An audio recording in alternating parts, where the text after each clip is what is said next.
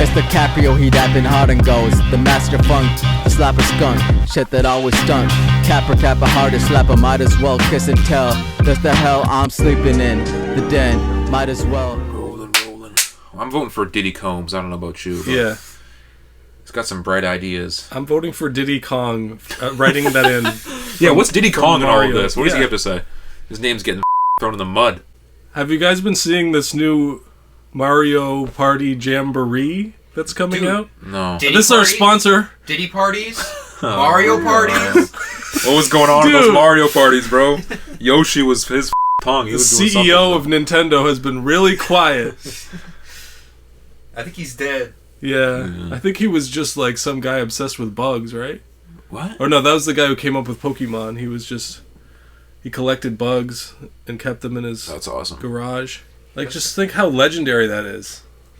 A true autist goes on to create like the best thing in the world, Yeah. Pokemon. Enjoyed by Probably autists everywhere. The biggest I thing for autism enjoyers. We have to have a Hall of Fame, right? For autism, Yeah, that's true. No neurotypical people allowed Yeah. in. Okay, our own spaces. Pokemon, trains. There will be a large train section. I'm not going to be going to that part of the... Yeah. What's your latest autistic fixation? Sound map. Yeah. Check me out on SoundMap, YJ_rap. It's Pokemon Go, but you can collect songs. Rap Yes. song. All of our songs are on there. Every song that you've ever known. Including Including our Fanny Pack songs. New one out now, Dumpster. With Digo and IMA. Hard as bricks. What can I say? They went crazy. We did that. That was one of the more recent ones we did for the album. Because it was the one time that Digo was down here not this past summer, but the summer before. He was in town for a baby shower, and we dragged him all the way out here. Like, you gotta just come do a verse or something. Yeah. And we hung out for like an hour, and then Baby Shower Freestyle. That was the first name for Yeah. the song. and then he killed it. Shraj came on. There was room for another verse, and I was thinking about going, but I'm like, I can't. There's no way. I was so shit compared to theirs. So It's check that out. it's Digo and it's Kid Sid on that one, right? IMA. That's the serious name. IMA. Yeah, spelled like I, and then IMA. IMA. Yeah. Yeah. I've seen it written. Yeah, that's his Instagram. I think check out his Instagram. Yeah. All of our shit is Instagram, TikTok, all that stuff. I'm Andrew. This is Alex. That's Josh. 71. We're banging out 2 episodes in one night. You might not be able to tell because of our fresh outfits. This is not my hat. Surprised you're not wearing a red hat, Alex. Yeah. Because you're such a big Benny the Butcher fan, so I figured that's just, you're going to vote with Benny and Jay and Havoc and West Side Boogie. And Lil Wayne and Sexy Red and pretty much every rapper except for Eminem has come out and endorsed Donnie T. Yeah, I think so. Flock of Flame did it. He's pro-Trump as well. Yeah, who's come out with...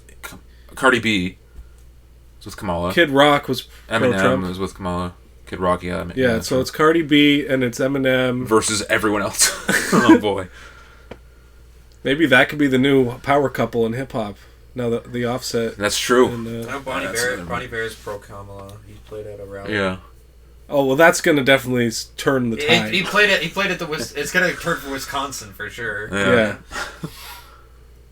Hey, it's a swing state, baby. Yeah, true. And we're actually looking at live results. We're going to be looking at live results as the episode goes by. The election's tonight, actually, so we're going to... Texas has fallen. So in the middle of the episode, if we're like... We just lost California. Maryland's gone. Just know that's what's happening, right? California has broken off and fallen into the waters. It's joining Quebec, actually, as a super country. Oh, man. If those 2 provinces ever find each other, and states ever find each other, we're in trouble. I know. So, a couple more things we need to get figured out on the podcast since coming back from our hiatus. We've given things a lot of thought. What do you guys want to see for the show? Let us know in the comments. Shorter episodes, longer episodes, different formats, more games, less games, more nerd shit, less nerd shit. There's gonna be more There's gonna be more fun in games. Yeah, we're always gonna have fun, especially during those months where nothing happens in hip hop from February to April. Usually, I mean, it's been busy recently though. Check out our last episode. Talked about Tyler the Creator and Logic, funnily enough, as well in the same episode. Such a great lineup.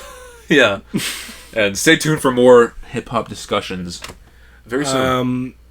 We were teasing earlier on the podcast before the hiatus. Well, first of all, we saw this Lucky Day show. You got the shirt. I got the hat. You got the hat. Then I went to the cottage 2 days later.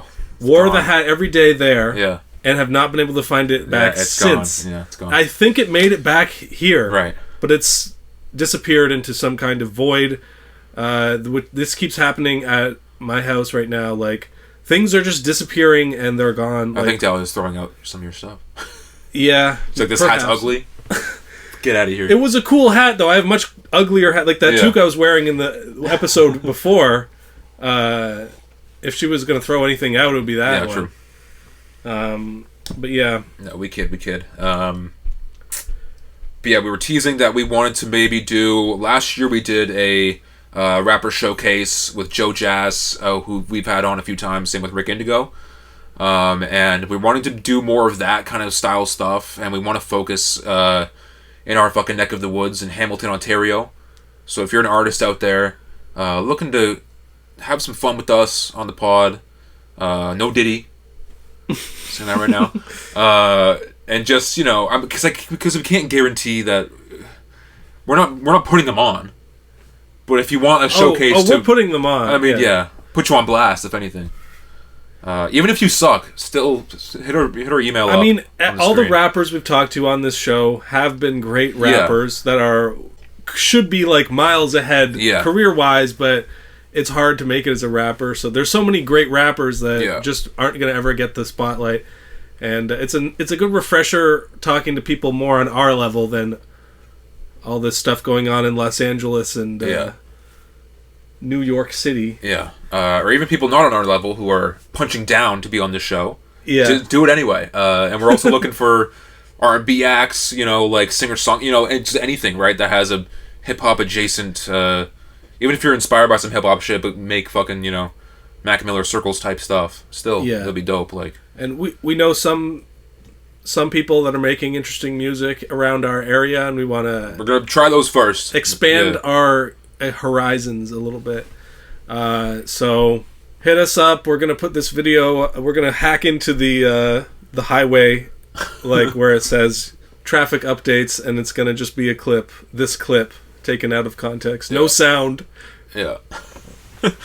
So it's no text on it. It's just gonna be two white guys. It's not gonna work well, but we'll do it though.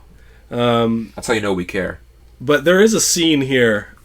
Yeah, we want. I don't know where I was going with that, but I mean, we just let us know, and we want to do some Toronto stuff as well at some point, and we also, you know, we'll do another like kind of global, like whoever wants to reach out. I think one time we got like some guy from like, it was a different country. It was like Iceland or some shit like that, or like somewhere in the Middle East. We got someone that submitted stuff. No, he was like Serbian or something. Yeah. Plus that one guy in Ohio. We've had a lot of white rappers ghost us. That's true, yeah. It says a lot about... They think they're too fucking good for us. Yeah.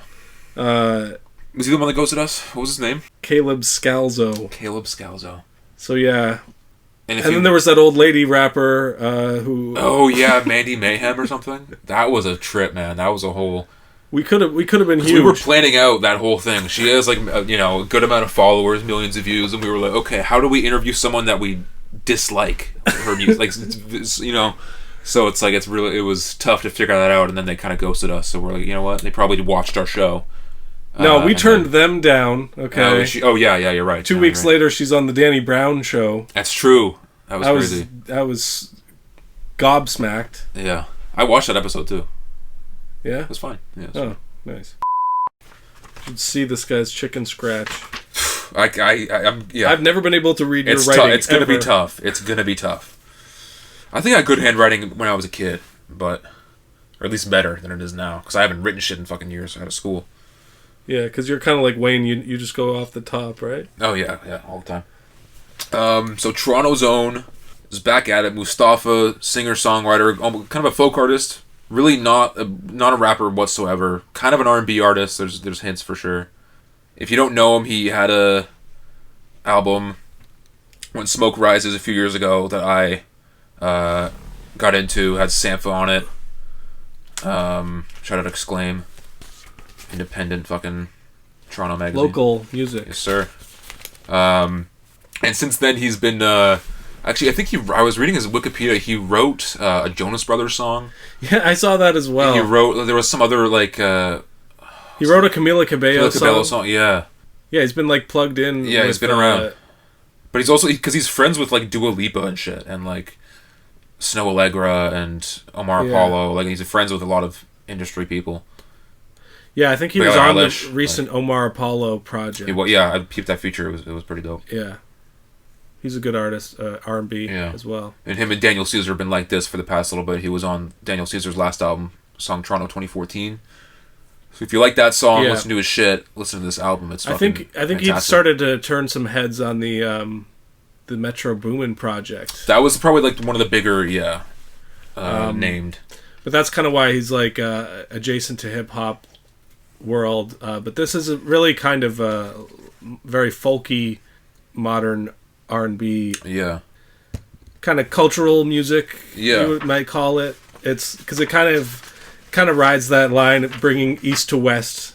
Yeah, like on a song like Gaza is Calling or Iman. Yeah, it uses some instrumentation there, like really well there as well. Like blends it together. Yeah, but yeah, like just to get it out of the way. It's a really good project. I recommend anyone listen to it. Josh, have you heard it? What? The Mustafa. He's not even tuned in. I haven't even heard this. You don't have to. This one's like leaps and bounds. This is my first Mustafa. This one's great. Like Stay Alive's a great song on with Sampha. Like there's some great stuff on there, but this one is like leaps and bounds. It's just so much more like self-actualized and just like just like I'll give it a listen. It's fantastic. I'll add it to my listen list. It's never. I know his listen list. I know it. There's 98 albums. Yeah, come on. So I don't know. We'll see. Add it to my list is like the perfect, just distant friend thing. You know, like yeah.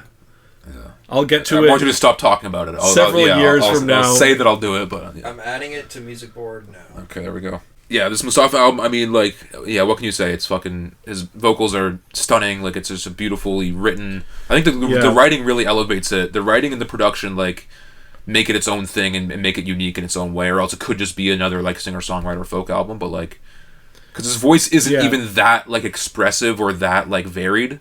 He doesn't have, like, the craziest range in the world. It's just a nice, soothing, haunting, almost kind of projection in his voice. It's, like, it is expressive. But it's very, I don't know, it's sensitive.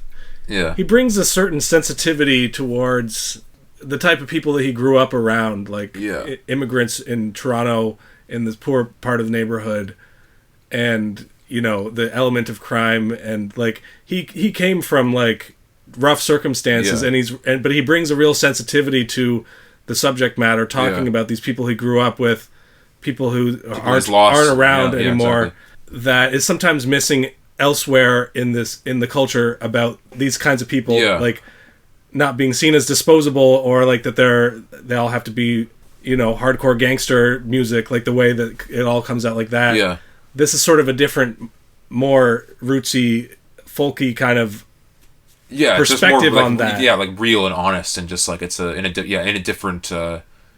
It's done in a different style, right? Like, you can get a similar point across in, like, some gangster rap shit, but, like, this is a completely different thing. But that was one of the other things that stuck with me early on watching his music videos. His music videos are very much, like, just New York style rap videos of, like, everyone just on the block with their mask on doing fucking, you know, like, that kind of shit during the videos. But it's to this fucking the most beautiful thing you've ever heard. Like, this type of, like, it just bearing it all on this shit, and it's not in a hip-hop context at all, so it's a really interesting kind of dichotomy. You learn a lot about, like, the religion and culture and by exposing yourself to this kind of stuff. Yeah.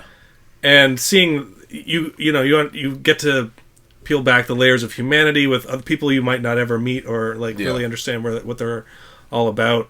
So I thought it was a really important thing to listen to for that reason as well. Yeah. But the music itself, even apart from all that, is very strong. Yeah, I mean, it starts off with my song of the year last year, Name of God. Just really, really well done. A lot of themes on this album about, just life, death, spirituality, grief. What Good Is a Heart was one of my favorites. Yeah, that one's really great. Very folk-like kind of guitars at the beginning. I don't have as dense of notes on this because it's just it's just a good album. Like, I can't explain every part. There's definitely some lyrics I want to just point out here and there, but I don't have to go too into it. But yeah, I'm really impressed with what I heard. Yeah. Iman is probably my favorite song on it so far, but I like Leaving Toronto a lot as well. Yeah, let's not get into that one maybe. A little too close to home, but that one's fucking beautiful. Daniel Caesar vocals on that one. His love-hate relate. I like how he talks about, like, if I'm burning the city, tell me where to start. Like, where would you start? If I'm trying to set fire to the whole city, definitely not by the waterfront. Do you know, is it cliche to start at City Hall? I don't know. I would start in the St. Clair neighborhood. Go from there. I have no idea. Cabbage Town. Start Cabbage Town.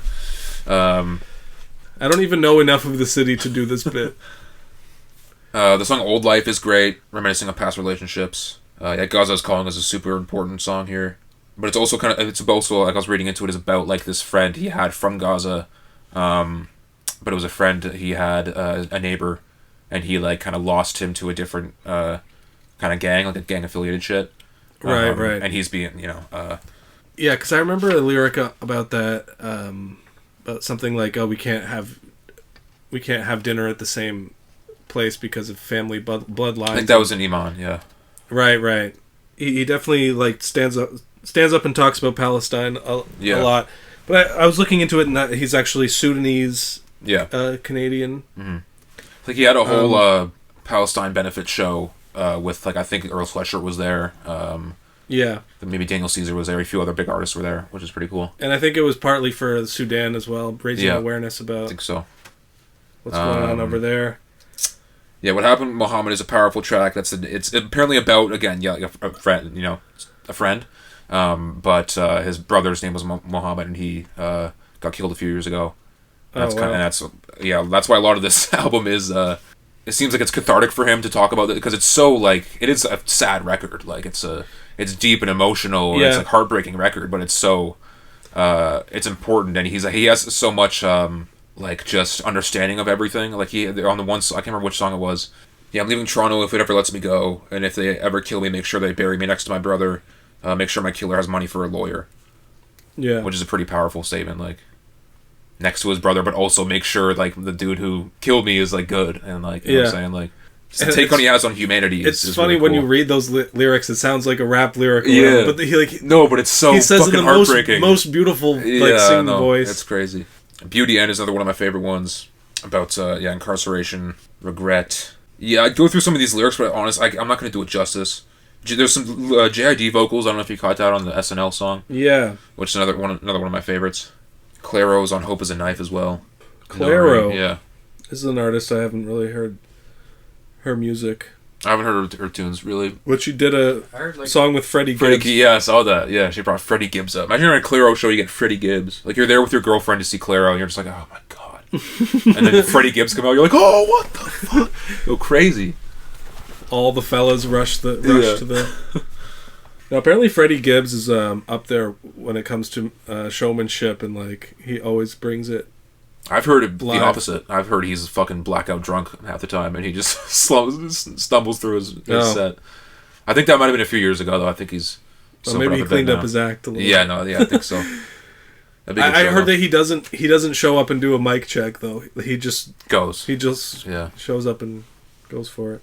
I'd like to see Freddie Gibbs live someday. That'd be cool. He dropped a tape. Yeah, we should talk about that one on the next one. Yeah, we got a lot of new music we should be blasting through here. But yeah, Mustafa, I can't recommend it enough. I'm sure we're going to talk about it at the end of the year episode. I think it's going to be probably on both of our lists. If not yours, mine for sure. All right, I want to talk about the top 4 rappers in the world. Who we got? He is considered to be just outside the top 3 by himself and some people on the internet. A thoroughly mid-level artist. I'm starting to piece it together here. Boy. Yeah, there it is. B.I.G. Big Sean, Sean Don. Ain't nobody freaking with my click. Click. Click. Click. Dude, you should be a Big Sean cover band. Yeah. Now we out in Perry. Yeah, in Perrier.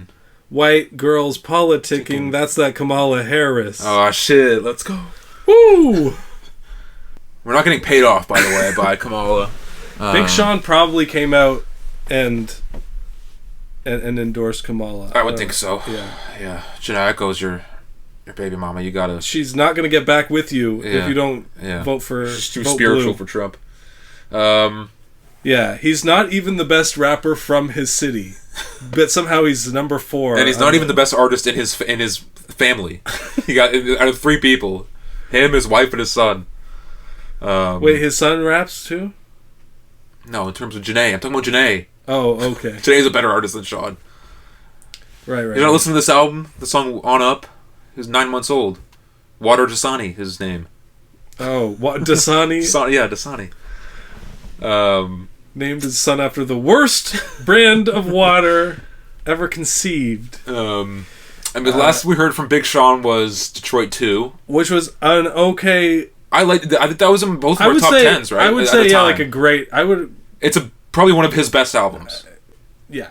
But, compared to other artists, right? It's not going to be the great... But, in Big Sean standards, it was really good. Deep Reverence. It's going to sound like we're hating a lot, but I just had this whole argument in the last one about how there's nothing wrong with being a middling artist that's like just okay, not the best in the world. There's nothing wrong with that. But you got to own it. You got to own it. You got to be able to have a bit of humility. But like this Big Sean project was not bad by any means. I think it was a totally passable. Yeah, it's fine. This isn't like his career's destroyed or anything. I just, after listening to it a few times, I realized that I've moved past the need for this kind of stuff, really. And like, I'll listen to it, and I like a few songs, but... There's some standouts, but not nearly as many as there should be, probably. Yeah, I'm just... I'm moving on from really being that interested in Big Sean's story because I just don't know if he has much to say anymore. Like, he's doing a lot of this on this album. We'll talk about. He has a lot of like just positive affirmation, self-help, like grindcore type lyrics, right? Which is fine, but like for a whole album for the rest of your career, what else? Like, I'm curious to see where he goes from here. This almost seems like a retirement album the way he seems to be at peace with not really rapping, where it's like. Because he's been kind of out of the spotlight for a few years, where it's like, I don't know if he's back. He might be trying to be back, but I don't know if he's back. You know what I'm saying? Like he definitely had some big like energy tracks on this, like Precision and Yes. But like, I found the chorus on Yes to be so. They just don't hit like I Don't Fuck With You does. You know they say they tried to say no. I said yes. Yes. Are you not respecting consent, Big Sean? I don't understand that. No, but it was just a weak chorus and but like he was rapping competently on a lot of these things, and like he had some clever lines. It wasn't that cringy, really. Like it could have been worse. It just wasn't very essential. Yeah, you listen to it, and I'm just like, I don't have to go back. I don't have to. It's and to the point of doesn't grab me. A lot of stuff just coming down to mindfulness and. Buzzwords about self-care and stuff like that. It's like he starts to go on a bit of a rant here and there on the album, and it really is just like, oh, this is cringe. Like I can't. Like you're losing me, Sean. Come on, like. And like, there's even some track where he does like a spoken word poetry thing, and it's all like. The universe is crazy, though, because the world... If Mother Nature turned up her temperature by 1 degree, we'd all be out of here, man. Like, and he's like... Sounds like a dude that just did shrooms for the first time or something. Man, like... It was so Reddit. Like, I couldn't handle it. And that's no, actually, we'll get to the lyrics in a bit, but... there's, like, the song Black Void I really liked with Thundercat. Yeah, that song apparently he did take shrooms. That's what made it on shrooms. Which I'm okay. Yeah, that makes sense because this is the most like interesting thing. I mean, partly due to Thundercat's involvement as well. Yeah, but, really, I'm a sucker for the Thundercat production. That style. But personally, I don't like the song's not that essential. To no, me. It's not. But yeah, it's, okay. It's one of the better songs on here, but it's still not that crazy. Like right, like I liked Something with Sid. I thought even the Alchemist song like wasn't like it's cool that he got an Alchemist song and it's one of the better songs on here, but like if you're on an Alchemist beat, you gotta spaz out, like come on. Yeah. And he was fine on it, but it's just a big thing for me as well is that like rapping about your healthy lifestyle and all your good choices that you're making.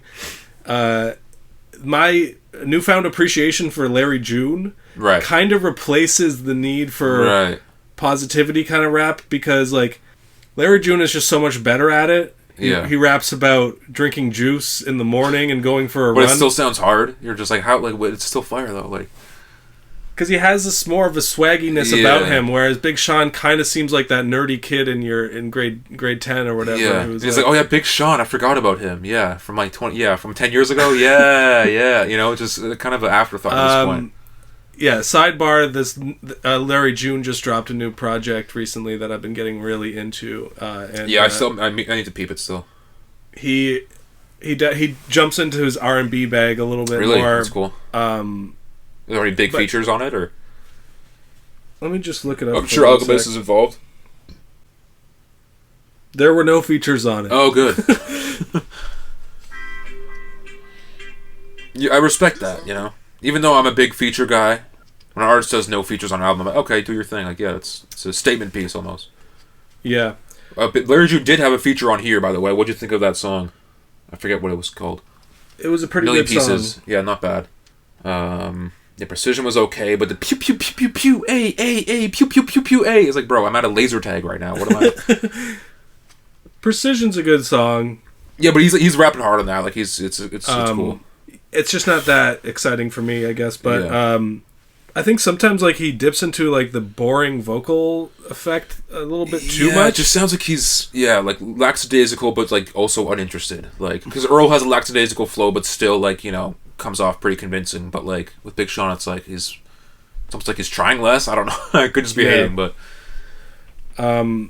we kind of got like I'm thinking of like actual lyrical content. What did we get? About him, about his career, like that we didn't know. I mean, we got the song about his son, which is a big revelation in his life. I feel like the song "Apologize" was him. It was kind of directed at Kanye, Ye, right? Yeah, yeah. It got to be a little bit talking about fake ass, snake ass. Like, I don't want you to fake apologize. That doesn't mean shit to me. Type shit. Like, I think because he went crazy on him on Drink Champs, saying that's the worst decision he's ever made in his entire life is to sign Big Sean. Imagine you're Big Sean. He's like, that's insane. I know. Kanye was crazy. And then I think they pieced it up, quote unquote, but they haven't touched. They haven't been in the same sentence. Yeah, you can't really come back from that. No. And then, because the line where he was saying, "Talk about me because you don't have the privilege to talk to me." Talk to me, yeah. Which really came off as like this line that people always say, where they're like, "Listen, honey, if I'm too much, go and find less." And people always say that, like, it's a joke with me and my girlfriend, because whenever we're watching these dating shows and stuff like that and people get rejected, they always have to say it something try to save face a little bit, snarky thing like that, like, you know what, I don't need you, I'm just too much to handle, I'm gonna find someone else who can How did I get on that topic though? I forget. About does he say anything new revealing about his person, just his he says a little bit about the Big Three drama and like that, right. People are saying to him like, oh, should you put out a diss track, like should you Big Sean was the last part, like there was maybe an argument in like 2014 of okay, he's pretty, like I think that was more of a thing when the Blessing song was really big. Yeah, maybe but he's not one or two spots away. Bounce Back was a big moment for him. Yeah, but that was 2017. We're talking. Yeah, so. The fucking one song with Lil Wayne, "High as a Giraffe," "Pussy" or something like that was one of the bars. I don't remember the name of the song. The one that was like, Pump that bass, pump that bass. Yeah. My homie's still. Yeah. That was a good one. Yeah. But that was like from the ringtone era of rap. Yeah, that was a blog era. She mentioned a little bit as well, like coming up from that kind of shit. Like, yeah, there was like some very ancillary interest in what he was going to say about the Big Three drama and the diss tracks from this year, and he kind of just sidestepped the whole thing. But I also don't really want to hear what he has to say. No, that was actually a good move from his perspective. Well, was it a bar here where he was like somewhat being conflicted, like being cool? No, it was a different song, but being conflicted, like being cool with Pusha and Drake. Yeah, right. So like that was from. I think that was from Detroit too, or something. But we know he's had, real, not real beef with Kendrick. Like there was people were painting them that they had beef together, and then I think Nipsey Hussle passed away, and then Big Sean like called Kendrick being like, I just want to make sure we're like right. And there was never actually any beef, but like fans were claiming there was. It's a very like C-level plot line in the whole story, like a very minor character. Yeah, Big Sean would get played by some background actor in the movie. Yeah. It's not really of much relevance anymore, and it's smart of him not to make a big deal if it's not really about him. Like, but that was something the hip hop fan base was maybe interested in hearing. Sure, it would have been some something. Content. Yeah, it would have been something. But we learned about really this album is about how his parents were flight attendants, and that's true. Yeah, a few bars there. And he was like the irony that I'm on a plane right now, but my parents met on a plane. Like, life is crazy, man. Yeah, it's coming to a lot of realization on this album, which is cool for him, and I'm glad that he's in a good space to do this. But it just doesn't make for the most interesting and gripping content in the world. Yeah. Do you want to fire off a few? We can deem, and Joshua can help us with this game, we can deem if these are proper self-help bars or if it's just like a flex bar. And then if we think it's like a therapy talk shit, then we drink. Okay, Unless you had other rules for it, but... it's a drinking game where this is a way that you can make the album listening experience fun. You drink every time he says some buzzword, internet buzzword. Powerful concoction here. Anything... about aligning your chakras or filtering out the fakes. And Josh and I have had therapy before, so we'll be able to tell what's actually going on. This started back in 2022 when half the Detroit 2 album was about how I took magnesium and I fixed all my problems. Take magnesium. Apparently, that's. Do you think he was an anti-vax, Big Sean? I don't think he would be vaxxed. No. Yeah. Good thing vaccine politics is over. Yeah. Yeah, so the first... Yeah, let's spit some here. Here's the first drink that you... On the first song? No. Okay, thank God. On the song Typecast, he says something... Let's see if I have the same one. I wrote some down, too. Let's see if I have the same one. I could build a positive affirmation gallery. I'll drink to positive that. affirmations. Yeah. So, that's another... To get the things you want in life, wake up every morning and say, I want to be a rich rapper. I want to be $1 million. I want to be the next Diddy. Say whatever you want. Just do it, right? And the power of saying words out loud. Yeah. It tricks the subconscious mind. Alex. Yeah. And all this self-help stuff, it works and it's cool. I've read Eckhart Tolle's shit and it's fire. It's kind of... I think it should be a little bit frowned upon. You're kind of crazy if you need all this self-help stuff. If you have a whole bookcase full, if you you know what I'm saying, if you're on a Russ level, if you're putting Russ style paragraphs out about how you found the way in the light through meditation and blah blah blah, right? I don't think it should be frowned upon. It's just kind of annoying. It's some hippie shit, which is fine. But I think at least in my experience, therapy has definitely helped my ass, and I've been reading some shit too, and it's great. But that's not all who I am. If you make it your whole personality, it's okay, it's fucking. But I've been seeing these ads lately for BetterHelp. Oh, you just started seeing ads for BetterHelp? Yeah, but there's this one that really annoys me, where it's this guy with this beard and this flannel shirt, and for some reason, Josh. It might be a video of Josh. Yeah, it might be a video of Josh. But he's for some reason he's doing skincare during the video, and he's looking in the mirror. Yeah. which really annoys me. Like, just talk to the camera. Why do I have to watch people doing a lot of stuff that Morgan watches on? I don't get that. Telling a whole story about the Diddy situation, doing makeup. I'm like, why do you have to? Like, just look at the camera. I think it's because people are so deprived of stimulation that they need to see something. They can't just listen to words. They have to see someone doing something, even if it's just makeup. But anyway, the thing that Skincare. grinds my gears is that this cringy-looking hipster white guy with a toque on says to the camera, just get up and do the thing already. Do the thing. Right. Do the dang thing. Like, I really don't like this new phrase, do the thing. Do the thing. Yeah, it's so vague. I think it, do the damn thing or whatever. Like, it's appropriated from, like, black people made up that phrase. But now that these annoying TikTok white people are saying it on commercials that are just for some scam app that probably just listens to you and... Yeah, I've heard BetterHelp isn't actually... isn't great. Aren't they getting sued for some reason? Yeah, two things. One... I saw this thing that was like TikTok is basically like in social media in general is basically just white girls copying gay men who are copying black girls. Yeah. And the other thing was what was it? Yeah, therapy works. I know. But like at the same time, like what was it? Oh, come back to me. All right. My therapy is a new Mustafa record. Yeah, dude. So, all right, hit me with another one. Positive affirmations. That was the first one. Yeah, that's good. That's a good one. I agree with that one. And then he also right afterwards says something about passive income. Like you gotta find your way of building your own. That's more so like income. crypto shit. That's not my income is passive. He says something like that. Yeah, something about this new thing called passive income. Yeah. It's like one of these. Yeah, no, that's on a... Oh, Google this term and it'll show you the way. There was one bar I thought was super cringe on Typecast. He said, too real under Sean's teachings. Acronym for trust. too real under... God damn, Sean. Whoa, when you think about it... Making it hard for me to like you.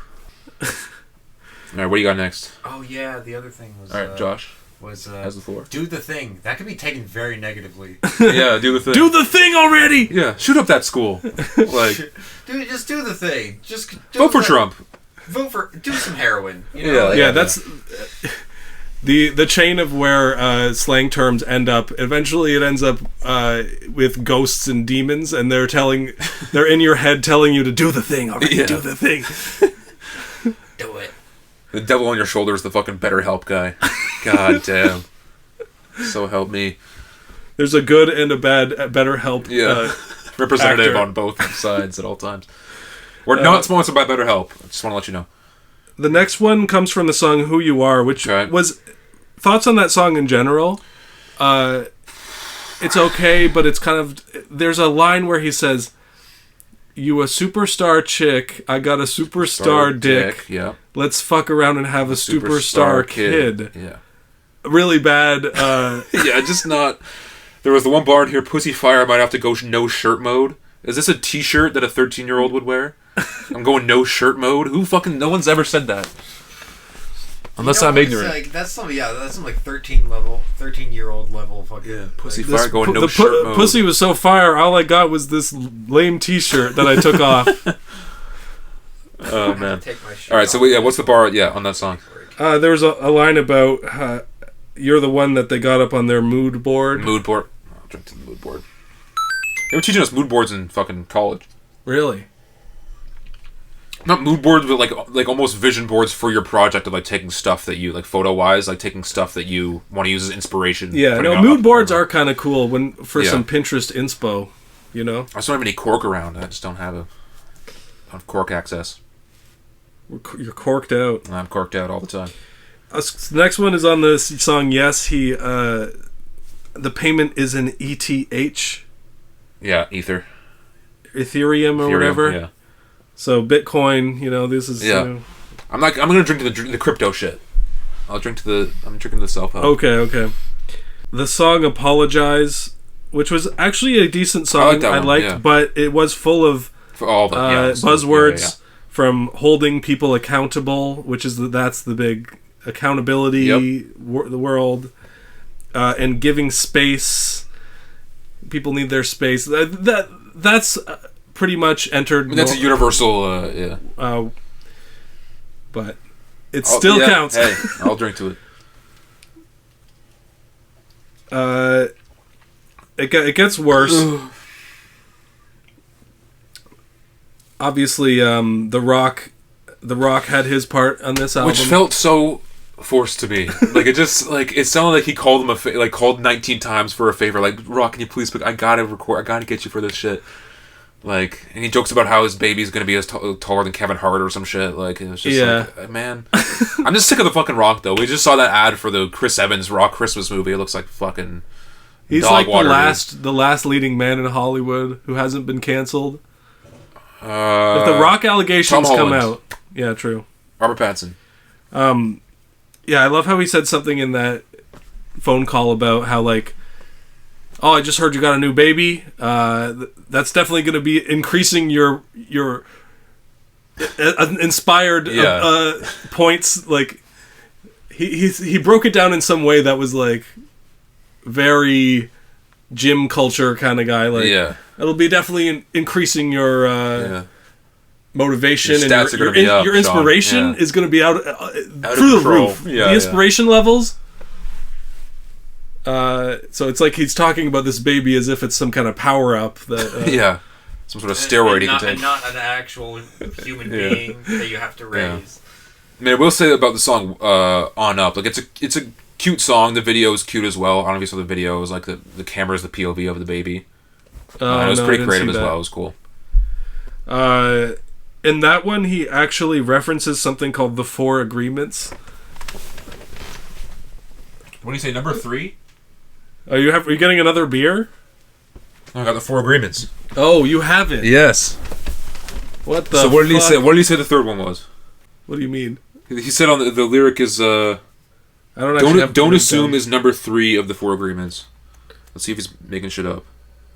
No, it is. I'm pretty sure. Don't take anything personally. That's different. Okay. Sean. Like, what? These are universal rules. Don't take anything personally. Like, what if I want to? Yeah, it's be impeccable with you. Here's the 4 Agreements right here. Be impeccable with your word. Okay, I don't agree with that at all. Okay. Alex is disagreeing. That's some, like, Jordan Peterson type shit. Don't take anything personally. Oh, don't make assumptions. Okay, that is 3. He's right. Yeah. These are the different. There's like a bunch of different chapters in here though. And always do your best. These are just basic ass. Don't make assumptions. You have to make assumptions to operate in this world. Yeah, you will die. Assume if you're gonna walk off this building, you're gonna die. Yeah. But I was recommended to it by this girl at like a witch store. And I'm like, all right, I'll get it. Because I was talking about the fucking Eckhart Tolle shit I was getting and The Alchemist, which is a really great book as well. It's more of a self-help kind of shit. Yeah. And she recommended this one. I'm like, it's like $10. Are you working on a rap album about it? I'm working with Big Sean closely, so I'm trying to hold my tongue as much as I can about this. But wow, it's always some girl at a witch store. I know. Screws up your whole life. That's how they get you. Isn't that? Remember that the Brockhampton documentary thing? Yeah, I think I watched part of it. The Keeping the Band or whatever. Oh yeah. And they it was like the satire shit. Yeah, the satire thing. Yeah. They went. There was one episode where they went to Toronto. Yeah, and they went to a psychic. Kevin went to a psychic and stuff like that. I'm imagining that's the same. Like, I'm just in my head. I'm picturing that you met that woman. Yeah, maybe. Yeah, we'll lay out some more here. My next one. I got to drink to that one because I have the book. Yeah, I mean, this one is kind of the grand finale in the song "Get You Back." I hate this song, too. Which was a sex song, which was really lame. I don't want to hear Big Sean talk about sex. He was fast rapping as well, so that gets the ladies hot. Yeah, I'm sure. He said something about, baby, I'm an empath. He dropped the word empath. The most problematic guys in the world. They're wearing nail polish and they're calling themselves an empath in order to get inside female spaces. Yeah. Take them down from take what they want, and then they move on. You know, it's these men. They're just lying. You gotta watch out for these hippy dippy kind of guys. Yeah. They're trying to float some kind of creepy weird fetish onto you without. But they'll tell you like 3 years into the relationship, you know, just to screw things up. This sounds way too specific, so I'm gonna try to say more general things. Yeah. I just generally don't trust people that drop way too many of these buzzwords, you know? Because they're trying to sell you something, they're trying to create a brand about wellness and, you know, get sponsorships. I'm less apprehensive of it, but for me, it just doesn't make for interesting content to rap about, really. Like, that's kind of just what it comes down to for me. No, I'm actually against it, though. Oh, okay, yeah, no. No, I'm not inherently against that shit. No, and then my last one is just that last song called My Life/Happiness. Yeah. The entire thing that's just drink, chug for the whole song, and that should kill anyone who tries to play this game. So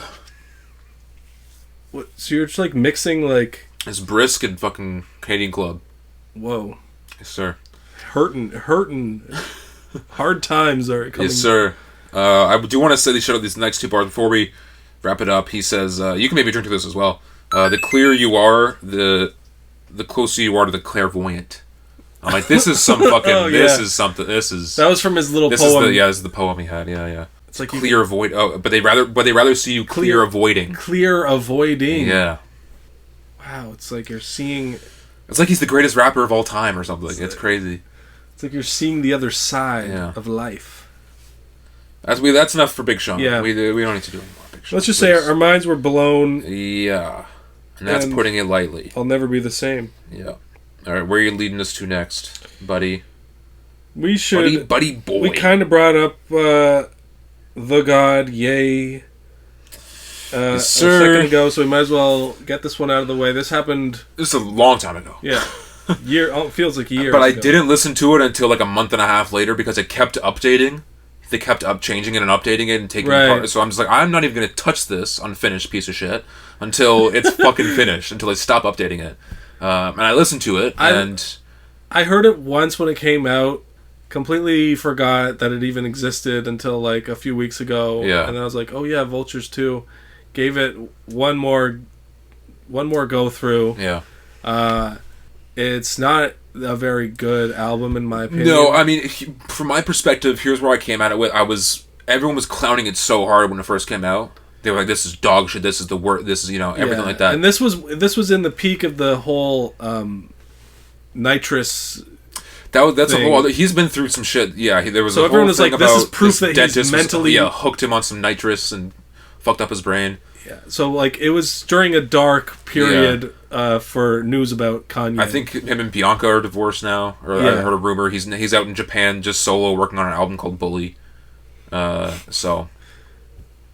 But anyway, what was your feeling on it? Was that I came into it expecting this to be this complete fucking hunk of shit, right? Because everyone said it was. I listened to it and I'm like, okay, this isn't that bad. Like, it still sucks. Especially as a Kanye album, it's not creative, lyrics are bad, no interesting flows or production really at all. Like, it's not what you expect at all for a Kanye album. But I expected it to be worse in a way, so in my mind it's a little bit better in that sense. But it's still, like, to me it's on par with Vultures 1, which I didn't like very much either. There's not really many highs here. I mean, it's probably a bit worse than Vultures 1, but... Yeah, no, I think Vultures 1 was better. It was more of a fresh idea. For what it is, I don't think it's that bad. It's just not really, like, my jam right now. Like, not really my style. Right. Like, him rapping with Ty Dolla $ign and Future and... Playboy Cardi, Little Baby, and Kodak Black. Like, it's kind of that more clubby... it's vibe. just not, yeah. Like he does bring a couple of like interesting ideas to that aesthetic. But it's nothing new. None of this is revolutionary. Like everything we've come to with Kanye to expect, almost to a detriment, is that like he's gonna shape some rap shit here, like in every album. Like, so I'm hoping that this pivot to Asia, something different, and hopefully watches a bunch of anime, like just really. Yeah, I'm hoping that collab out with Logic next. Maybe that should be the. Maybe that's the play. I'm hoping Bully has some fresh energy or creative direction, because it's felt kind of like an afterthought. And even the best songs on here, which I thought would have been 530 and Sky City. 530 was shaping up to like it was good. It was classic, like kind of gospel-y, old school production. Just like a loop of that, and Kanye's kind of being more honest, talking about the Kim situation and everything, which is honestly, done to death, obviously, at this point. But it makes for more interesting content, and he was like flowing good and rapping good, but then he just mumbles the other half of the song. Yeah. And someone on Genius was trying to be like, it's because this is where he's drunk and talking to Kim and he's trying to get thoughts out, but he can't. I'm like, why are you excusing his mediocrity right now? Like, he just can't finish a fucking song to save his life. Like, yeah, that song was not finished. I thought it could have went somewhere, but... Yeah, if you just get rid of that mumbling part, put Ty Dolla $ign on it, like, because it's a collab album, then it would have been one of the better songs on there. Yeah, I don't understand, like, anyone who gets enjoyment out of listening to Kanye, like, mumble a thing together. Like, it was a novel thing on, like, 30 Hours or something. Right, yeah. But the rest of the song is so great that you can excuse the. Well, it kind of... That's where it actually kind of works conceptually. Because it's like the end of the album and shit. Like. And he still delivers great verses on that song. And then, But it's kind of like there's a long outro where he's kind of... It feels very off the cuff. Right. But yeah, I don't think this is evidence that he has brain damage or that... Not necessarily. It's over for Kanye. Yeah. I don't really think it's over for him. I mean, shit, he got looped into the Diddy shit. But that was from a pretty uncredible source from what I read, but I don't know. I can't make heads or tails of this assistant who has an OnlyFans who worked for Kanye. It's like... That doesn't mean having OnlyFans make you just not trustworthy at all by any means. But I think it's because she sued him like a year or two ago for everything that she talked about. But then as soon as the Diddy shit came out, she was like, also, and he was with Diddy. It's like, okay, now it makes me seem like it's a little bit discredited. Yeah, it just feels... And the other shit was bad, right? But it wasn't Diddy level bad, so it seems like she's kind of tacking this on just to make, try to... I don't know. But anyway. Who's to say? I don't think it's going to stop. I want to mention the song Sky City just because that is like the best song on here to me, but at the same time, it is pretty much confirmed that Kanye's first verse is AI, where it's a sci-hi verse, and they just put a Kanye AI filter over it. And now people are dissecting the rest of the album. I think there's, on the song Promotion, there's speculation that it's AI. The Gambino song that the Gambino dropped on the radio thing, people are saying that's definitely AI at this point, and you can kind of tell just by, like, there's a certain, like, musicality to it that you can tell by, like, the choppiness or the pitch or something like that, where it's, like, evident. But it, like, fully leaked that, like, Sky City is that first verse is AI, which kind of makes me want to throw out this whole album. I'm just like, you know what, if he's not even rapping his own shit, like, obviously he had writers and it wasn't original, he wasn't writing the most original shit in the world anyway, but it's just like, I can't stand by, man. Yeah, certain moves that Ye's making are like, are you just being lazy and skating off your reputation as a genius, visionary, and you can get away with just phoning it in, and people will make excuses for you. To me, I think that's definitely happening with his career. I hope we don't even see Bully this year or next, because we got 2 Kanye albums this year and they're both not good. So it's like, I want him to take his fucking time and, like, I like the first Vultures, I think. Nah, I didn't. I'm not a big fan. But anyway. This was a disappointment. What can you say? I think Husband was one of the best... that was bad. I just think that was one of the funniest moments. I mean, it's like, with just how sincere he was being on that track. You don't need more bands, you just need a husband. Like, get the fuck out of here. The only thing you really need is a husband. That's what you sing to yourself in the mirror every day. The only thought you really need is, I trust him. That's manipulative as fuck. God damn. Yeah. Opposite of Big Sean energy on this album. That one blaring at one of the freak-offs. Yeah. Just like, the most messed up vibes. Yeah. Oh, and the part on that song where he's like, gotta plan for us, gotta plan for homes, gotta plan for good times, gotta plan for bad times, gotta plan... Is this a Barney special? What is he talking about? He was being so sincere on that track. Yeah, but it just comes off as so like, pathetic. I don't know. It was... I kind of respected that moment, though. I also didn't like the song Bomb, but that was literally just his kids having fun, so it's just like, what are you gonna do? Like, oh yeah, true. We got more heat from... And a song with Playboy Cardi, what the fuck was that even called? Field Trip. Don Toliver. It was okay, but it's not what I want to hear from Kanye, not the type of music I want to hear. Yeah. So anything else we want to pack into this action-packed day of talking about music? So there's been a lot of changes, guys, and I think it's time that the Rapcast goes country. Everyone else is doing it. Let's do it. Oh man! Yeehaw, baby! Hand me the guitar, please. There you go, bud. Yeah. This is a thumbnail if I've ever seen it. Country boy. Should I do a whole original song that I've 100%. That's what I'm waiting. If he fails to mention incest in this, I'm going to be very disappointed.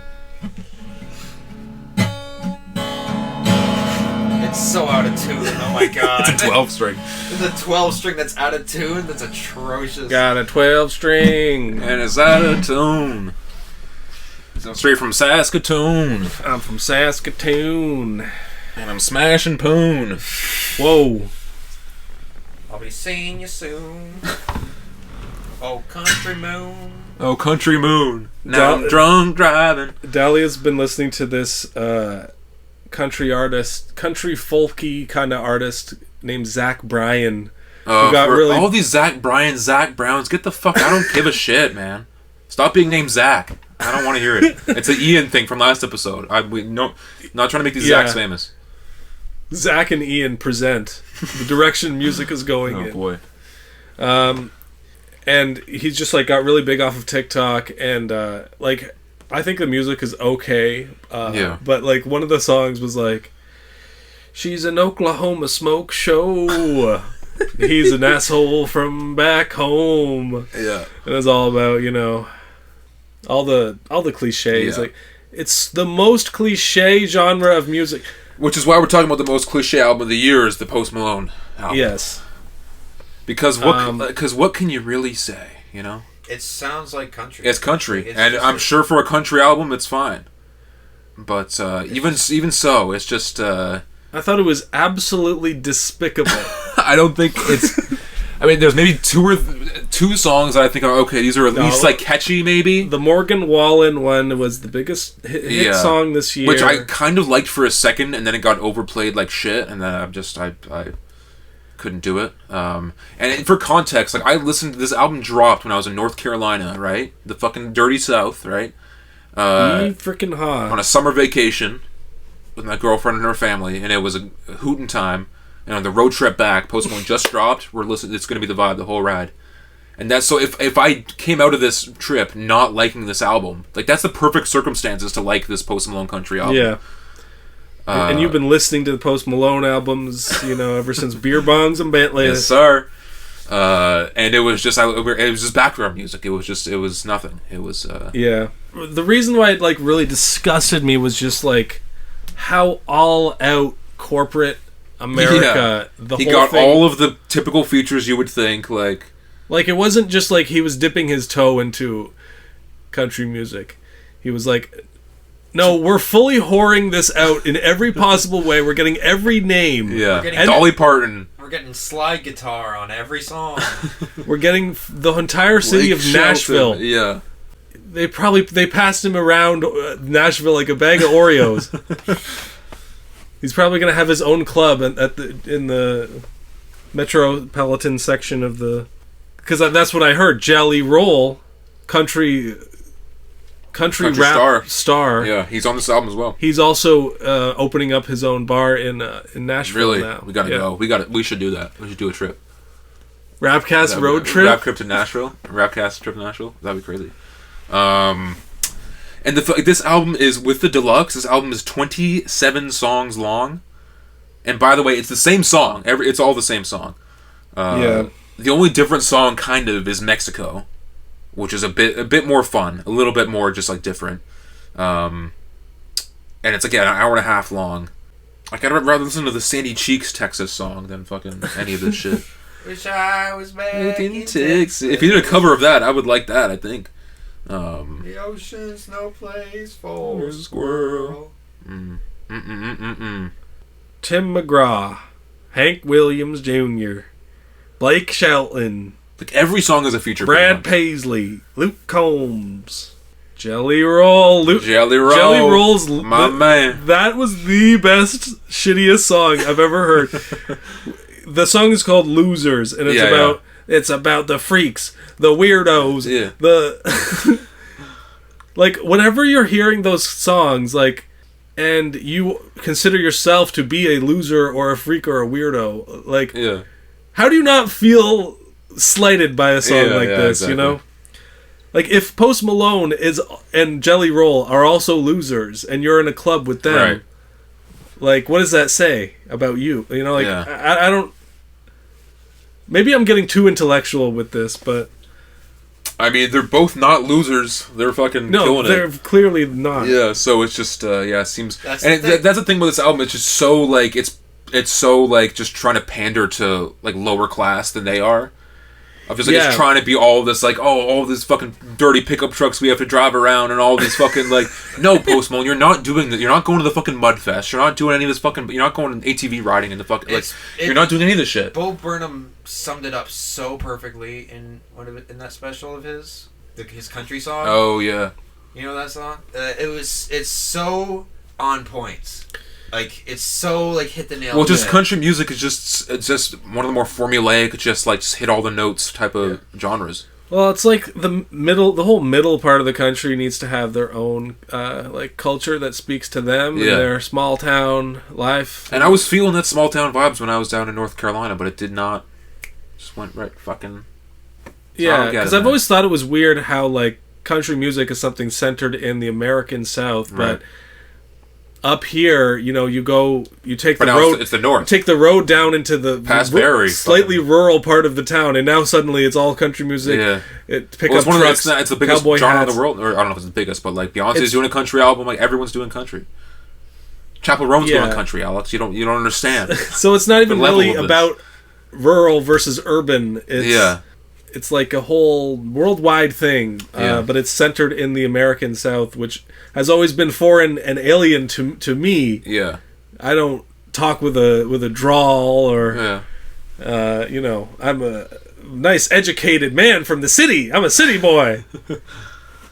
So this stuff has never really been for me. But when I listen to the Young Gravy country album, I at least kind of enjoyed that because he's like a character. He's like a... But is it the same type of music? Is it the same It's more hip. It's more actually just like hip-hop infused and sometimes like... Does he have like funny cheeky bars alluding to like country kind of shit? Like satire like he has fun with it. Yeah, that's cool. But the funny thing is, following Young Gravy, I look down in the comments sometimes and... Okay, now we're recording. What happened? What are you going to say, Alex? So anyway, Young Gravy went country, but when I went down to the comments, a lot of people were just kind of hating on it, saying, "Oh, this is fucking lame. Right. You're just jumping on trends. Go back to making cool raps, you know, funny guy raps." But it's like, just let the guy have some fun for a year doing this or whatever. Young Gravy's a meme rapper. Like, he's gonna poke fun and make fun of shit like that. And if he was doing straight up serious country music, it would be different. But he's obviously not, right? Like, yeah.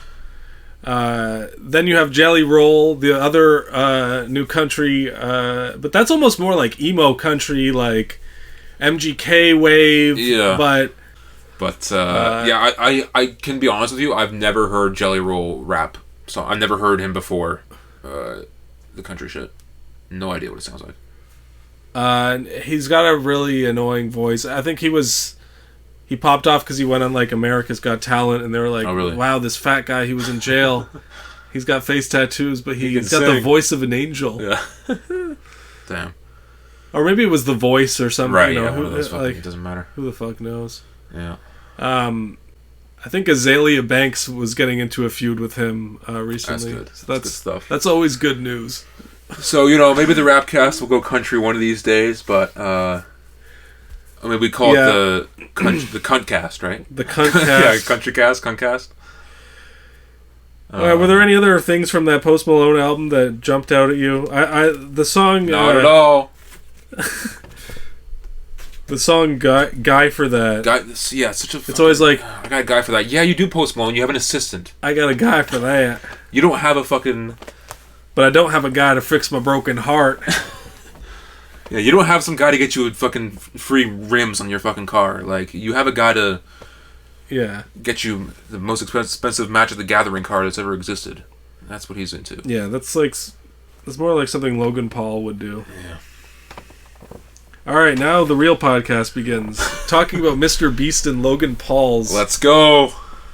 Boy, oh boy. I mean, you are under a contract right now. But a lot of the shit fucking leaked, so I can talk about it freely. So the NDA doesn't mean nothing no more. Well, I shouldn't talk about it on fucking film, because that's not good for anyone, but just know that it doesn't come from... If you can't trace it back to me, you can't, you know what I'm saying? Like, it's all...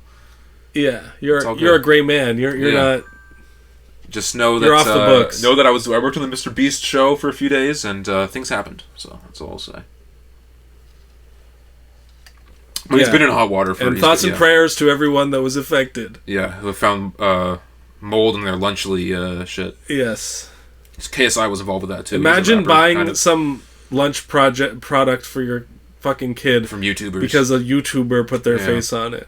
Like, you deserve whatever happens. Yeah. All right, we got a few more things to wrap up here. Want to shout out a few just quick projects. The Fouché joint I thought was really great. Great vocalist. Probably her best tape. I've listened to just 3 albums out. It's probably her best one, I'd say. She tackles a few different kind of styles of stuff in here. Yeah, great vocalist. No featured artists. I think this is kind of her, like... I think Pony Heights is where her grandfather grew up in, like, Jamaica or something like that, so it's kind of a personal album for her. Like, the thing with Fouché is that she could be fucking, you know, superstar. Like, she could be so much bigger than she is. Like, based off of, like, the, what was that song on the Gemini Rise? Sunshine? Yeah. Fouché, like, she could have used that to get features from all these different people, and like she's featured on Gambino shit and Lil Wayne, like she has, you know, good placements and shit, right?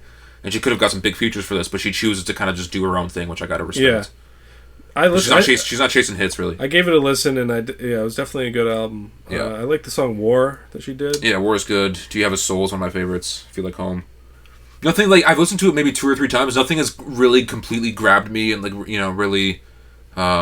I haven't been like obsessed with any of it, but it's solid all the way through. Yeah, I'll definitely be going back to it for year-end shit. What else? Seeing if we can crack it. Joba of Brockhampton fame dropped a solo album. Josh, have you heard it? I've not. No. Add it to the list. I know. I know, Alex, you've heard it. I really liked it. It's great. It's very creative, expressive. It's probably the most like impressive solo Brockhampton tape, just because he uses a full band at his disposal, and it's just good writing. All the songs sound very like well done and well produced, and you know it's just solid stuff. He still has that kind of oddball quality about him that we definitely noticed when he was in Brockhampton, but you know, to see him like have his own artistic vision, and not sharing it with all these other people, but like just him was really cool, unique thing to. And it's not rap at all. It's not really even R&B. Really, it's just kind of I don't know what you would call it. Singer-songwriter kind of, you know, pianos and drums and guitars and almost like Elton John-esque. Some of the shit, even like. Yeah, the song American Fever. American Fever. Yeah, American Fever is like kind of like funky. Yeah, there's some stuff there as well. Neo soul-ish kind of vibe, maybe. I don't know. People Need People was great. Like Jamiroquai, I think I can hear a bit of an influence. Right. I thought Doormat was great. Ghost, Gospel of the Moon. Yeah, one of my favorites from anyone from Brockhampton. It's up there for sure. I liked it better than Mad Champion's album. Let's just say I still probably prefer Mad Champion just because I don't know. I just think it's I don't know. It would stuck with me for whatever reason. It's pretty unique. But it's in kind of more of the indie Dominic Fike lane, which I'm kind of been more into recently. But did you hear Amir Van's project? No, I can tell you didn't like it. It's not that I didn't like it. It's just there's nothing there. Like every song is like a minute 30. There's no fully fleshed out ideas. Like it's just kind of just Amir Van rapping, and it's just boring. It's just I mean, I'd say I mean, I think you were a bigger Amir fan than me anyway. So you can, if you want, you can listen to it. But it's just it's short too. It's like 24 minutes. It's not a big to do. But Yeah, there were some new albums that I haven't really gotten into yet. The Tommy Richmond one. Yep, I haven't done that one. Gene Dawson. Gene Dawson I've heard once or twice. Did you hear Chaos Now from a few years ago? Or parts of it, maybe? A few songs. Yeah, that one's kind of more. It's like that one's kind of more pop punky kind of idea with like mixed with like some rap and R&B kind of shit. This one's more so straight up just like 70s pop, a lot of synth heavy kind of shit. But it's still good writing. He's a great vocalist. So I recommend it for anyone that liked his last project. I probably don't like it quite as much as his other one, but still cool shit. We mentioned the Doechii album a little bit already last episode, but she's someone to look out for sure.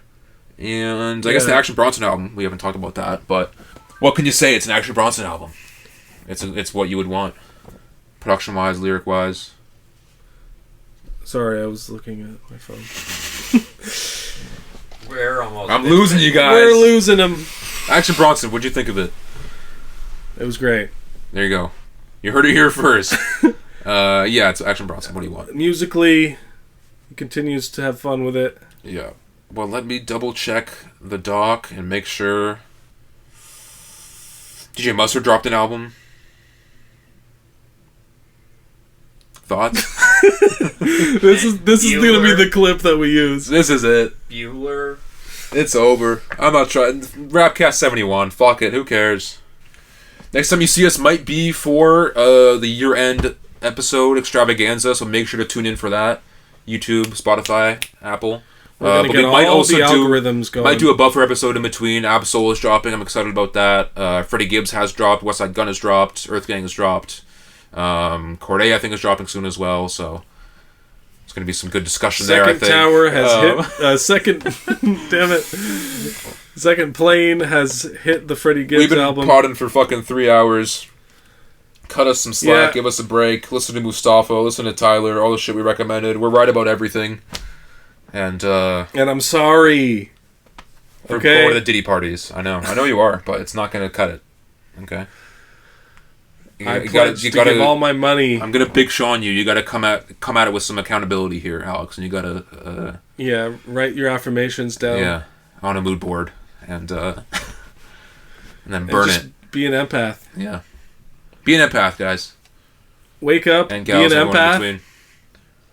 Rinse and repeat. You know? That's my routine. I guess I'm the goat. You see the stains on the hoodie, you know that shit ain't mine. Complex words was written with no design. I fuck the crack bitch raw, I'm willing to do the time. They say nothing forever but herpes and for the time.